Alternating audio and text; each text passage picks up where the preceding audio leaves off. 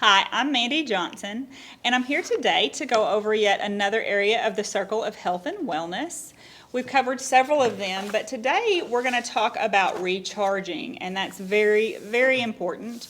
As we go through these, I always wanted to remind you that every area of this circle is important. Some may stand out more for you than the other, friends, family, and coworkers, maybe a more valuable component that you spend more time in. Food and drink may be an area that you choose to work harder on. Surroundings may be an area that you're like, meh, that doesn't mean as much to me. But they're all interlinked, and there is no perfect combination or recipe for all of them for anybody. You have to find out what works for you, and that is what is so unique about this culture and shift in healthcare, is to find out what your unique recipe is for health and wellness and how we can use complementary supportive techniques for other modern medicine techniques that we use. So on recharge, what does that mean to you? I want you to just think about the word recharge for just a moment. And when you say it, when you hear it, what does it make you think of? It can be different for everybody. Many times when we hear the word recharge, we think of sleep. And that is a big component. Our body cannot recharge if we don't get the appropriate amount of rest that our body needs to recuperate, recharge, and really regenerate a lot of areas too. So, recharge. It's the sleep and refresh component, and it includes getting enough rest, relaxation, and sleep, which will all help to recharge your body and mind. Activities you enjoy can help you feel recharged. So it doesn't have to be sleep. It can be something that you do that makes you feel refreshed, renewed, and ready to go again. It's important to have a good balance between activity and rest while it improves that health and well-being. So, what are some ways that you think you can be healthier with rest and sleep, or how does it make you healthier? Do you think that sleep helps you feel better? Do you think it improves your health? If so, in what ways does it do that? Good sleep does the following for your body. It gives your body time to heal itself. When we're sleeping, there's a lot of things going on inside of us that are healing the body. It gives your brain time to rest and grow and replenish. It helps you feel better and perform better. How many times have you been so busy with something for a couple days, you're not even sleeping at night? How well do you perform? Do you notice that your performance in maybe your job or your family or whatever it is you're doing suffers because your sleep has suffered? And then it also it affects the hormone levels needed in your body and mind throughout your body to function at its optimal ability. So how rest and relaxation differ from sleep? Do you feel like they're different? I think rest and relaxation helps rejuvenate, while sleep is really shutting down that system and allowing it to repair itself. So there is a little bit of difference between those. How may I be healthy if I want enough rest and relaxation? Rest and relaxation can lower stress and give you peace. I sometimes am the type of person, I go, and at some point my body just says, I'm tired, and I sleep really hard, which is not always common for me. But you really notice that difference in sleep, and I think that's a good sign that maybe we're not getting the consistent good sleep that we need. Deep relaxation, when practiced regularly, relieves stress and anxiety and suggested to improve mood. So what are some things that we can do to relax that aren't necessarily just sleep? Meditation and mindfulness are really good practices. That means you get in a quiet place. You might follow a guided meditation. You might just take quiet time to yourself with or without music in the background.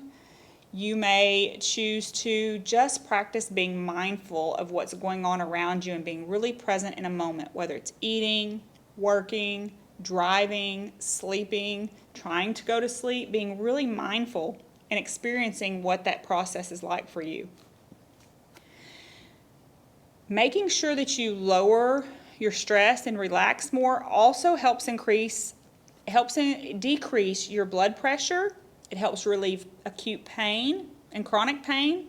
And it also helps improve your immune and cardiovascular systems. So the systems within our body that are made to keep us healthy and well, if they're not rested, they're not going to perform optimally. And if we learn skills to do that, those things we'll see improvement in. Finding enjoyment is also just a simple way to help make us feel better. Laughing.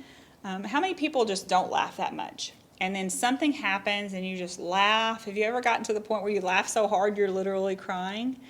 Have you ever taken that moment afterwards just to see how that feels in the body? To be able to laugh and just let go of any stressors that you have around you throughout life. We all know that there's tons of stressors. This year with COVID has brought new stressors for all of us. And just being able to laugh and not worry can be so therapeutic for your body. It can help your heart, your lungs. It promotes muscle relaxation to laugh, and it can reduce anxiety as well. And then long-term stress, if not treated, can cause health issues like chest pain, headaches, digestive tissue issues, anxiety, depression on the ability to focus. These factors are why it is so important to address the stress in your life. So what are some things that you can do to rest and relax? Can you think of what those things are already? Maybe you like to go for walks. Maybe you like to write, paint. Maybe you just like to take cat naps, a 5-minute nap here or there. What are the things you already do that you know make you feel rejuvenated and rested and relaxed? Take note of those. Write them down somewhere, because when we're really stressed and anxious, we tend to forget those things and take the time to practice them. And we're creatures of habit. Habits created through repetition. So the more we practice something, the more automatic it becomes when we truly are stressed or anxious. So another thing you can do, take breaks while you work. I fail at this often. I have some of my peers who go and they take their 2 or 3 breaks a day. They walk away, they come back. I find myself sometimes sitting all day without taking a break. And this is one of my goals, is actually to get up, and I did it yesterday. I went for just a 10-minute walk and came back. And I really actually felt better about getting tuned back into the job that I was working on. So just taking time to take a little break here and there. It can help decrease burnout. It can help you get more done. It helps you focus. And it can also help reduce repetitive injuries. Another thing, allow your time leisure activities, hobbies. Do you have any hobbies? It is so important for people to find hobbies. One thing that can happen when we find a hobby is that it turns into a job. Make sure you keep your hobbies and your enjoyment activities as enjoyment and hobby activities. Don't let them turn into a job. Be able to walk away from them and come back to them without getting stressed, or it turns into being an attribution to that stress and anxiety that we'll experience. Pace yourself during daily tasks. A lot of times we put the pressure on us that something has to be done right now. Sometimes it does, but most times we can set the pace of getting something accomplished within reason. You can also meditate, pray, or just make a habit of having quiet time, whichever you choose that fits your lifestyle best. But taking time to be present with just yourself in a way that connects to you and the universe around you. There's an app called Insight Timer that helps you pick and choose all kind of ways to do that. It's a free application that you can find on the app play stores. Breathing exercise is very simple. Just taking some time to sit and be still. We have recordings of a lot of breathing exercises. Many of these things that we're discussing you can find on our Facebook page to practice, where you can come along with us and practice these skills. In this book, there's some examples of some breathing exercises and things that you can do, like belly breathing or 5-7-8 breathing, 4-7-8 breathing techniques, all kinds. There are just all kinds of examples within this book that you can practice. On the very back sheet, we actually have 2 practices as well. There's one called progressive relaxation. That's where you tense the muscles in the body and you relax them compartmentally. So you may just tighten your hands and relax them. You may tighten your face and relax it. But that is another method to help reduce anxiety and stress and really try to promote relaxation, rest, and recuperation and recharging in your life. So if you don't have this book, as we encourage you to do in all of these videos, reach out to us and we will send you one. And you can practice the skills. Every one of these sessions has practice skills on the back page. So make sure that you're taking time to take care of yourself and to recharge. If that means going on a little vacation or a drive, listening to your favorite music, there's no wrong answer. Just do find an answer for you. Y'all have a great day.